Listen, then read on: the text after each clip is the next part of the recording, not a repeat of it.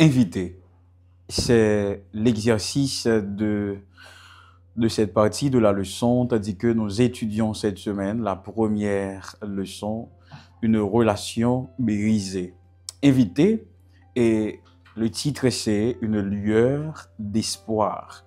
Je me rappelle que dans la partie introduire, je vous avais raconté l'histoire de l'auteur, cette déception amoureuse mise en parallèle avec la déception que Dieu avait vécue avec nos premiers parents. Bien sûr, c'est différent, mais tout ça, c'est pour nous donner une petite idée de la douleur, de la désillusion de cette relation. Mais aujourd'hui, nous allons voir qu'il y avait une lueur d'espoir. Après la désobéissance de nos premiers parents, qu'est-ce qu'ils avaient fait? La Bible nous dit, premièrement, ils s'étaient cachés au beau milieu du jardin. C'est ironique, non? Le jardin que Dieu avait lui-même créé chaque centimètre. Nos premiers parents avaient eu une idée ingénieuse de se cacher au milieu de ce jardin. La deuxième chose qu'ils avaient fait, puisqu'ils s'étaient rendus compte qu'ils étaient nus, alors ils avaient confectionné des habits. Même si ils pas couturier avec couturière, ils font bossorade quand même. Et comment? Ils avaient pris des feuilles de figuier pour couvrir leur nudité. Il faut admettre, même si c'est ingénieux de leur part, mais quand même, les feuilles de figuier ne pouvaient couvrir leur désobéissance, leur péché. Parce qu'une fois qu'ils avaient désobéi, ils avaient perdu leur innocence et aucune feuille de figuier ne pouvait arranger cela. Aujourd'hui encore, nombreux sont ceux qui choisissent de se couvrir avec des feuilles de figuier. Premièrement, il y a ceux qui choisissent des feuilles de figuier comme l'évitement.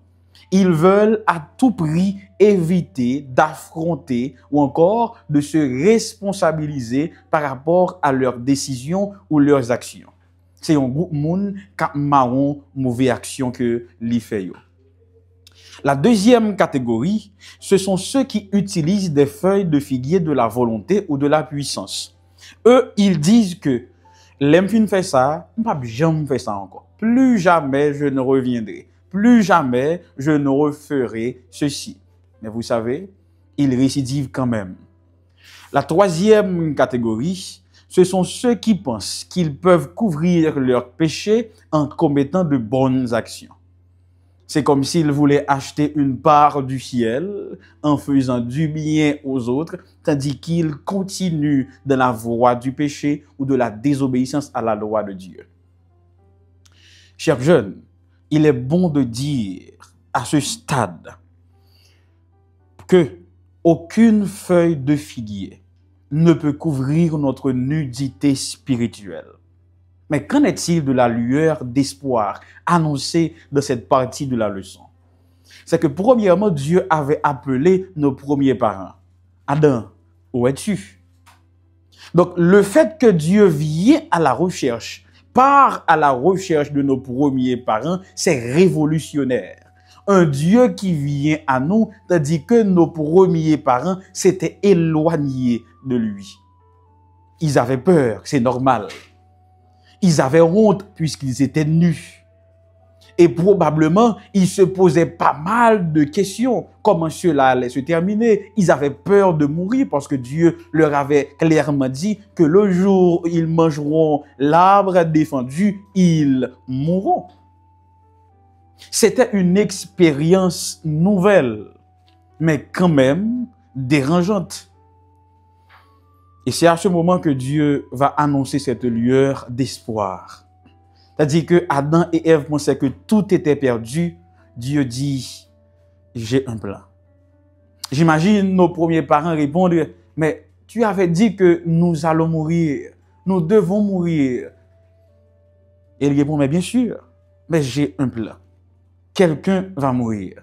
J'imagine Adam regarder Ève. Ah, c'est au cap passé, oui. Ève peut-être va faire pareil. Ah, c'est au garçon. Et au cap passé, oui. Et à ce moment, Dieu va dire à nos premiers parents, aucun de vous ne va payer le prix. J'ai un plan. j'ai quelqu'un qui va remplacer toutes ces feuilles de figuier que vous aviez utilisées dans le jardin pour couvrir votre nudité.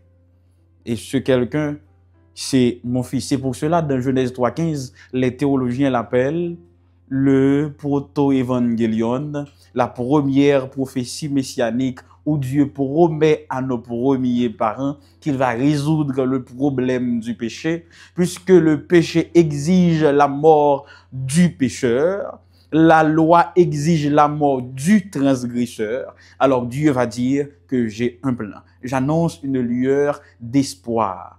Je vais mourir à votre place. C'est la lueur d'espoir. Ainsi donc, Christ allait accomplir sur la croix ce que aucune feuille de figuier ne pouvait faire pour nous. Nous qui sommes jeunes aujourd'hui, comment devons-nous comprendre cette partie de la leçon? Premièrement, je dois te dire, puisque je veux m'adresser à toi personnellement, dans quel que soit le niveau où tu as descendu dans le péché, toujours continuer espoir pour vous. Parce que c'est nous qui aimons dire aux gens, là où le péché abonde, la grâce de Dieu peut surabonder, ou encore, quel que soit le péché, le sang de Christ l'efface. Certaines fois, en tant que jeunes, nous sentons coupables par rapport à certaines décisions ou actions que nous commettons, que ce soit par ignorance, innocence ou encore par orgueil. Mais aujourd'hui, il y a une lueur d'espoir.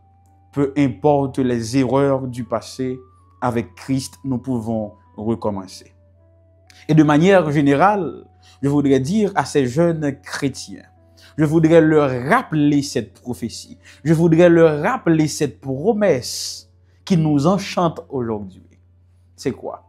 C'est que Dieu avait promis de donner sa vie à notre place et il l'avait fait. De même, il nous promet que cette relation brisée dans le passé par la désobéissance de nos premiers parents est capable de ranger si moi-même avec vous choisis marcher dans la voie de l'obéissance. Oui, nos premiers parents avaient échoué, je le répète, moi-même avec vous capable de réussir aujourd'hui par l'aide du Saint-Esprit de Dieu. Et voici l'exercice pour aujourd'hui. Nous allons méditer de nouveau sur Genèse 3, les versets 1 à 15. Et nous allons essayer de voir est-ce que Jésus apparaît dans ce texte. Pas le nom. Non.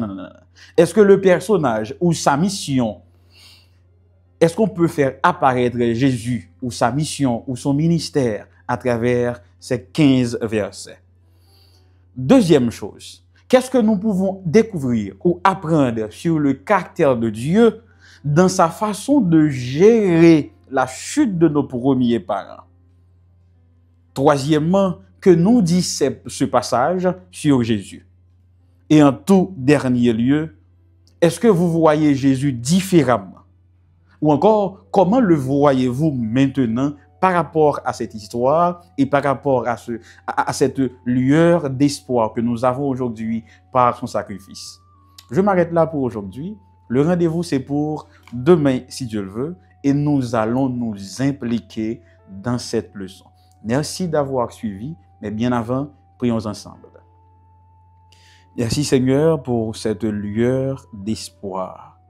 Que tes jeunes, si un parmi eux qui sont désespérés, que cette lueur d'espoir jaillisse dans leur vie, qu'ils reprennent force et courage et qu'ils vivent leur vie dans l'obéissance de ta parole au nom de Jésus. Amen.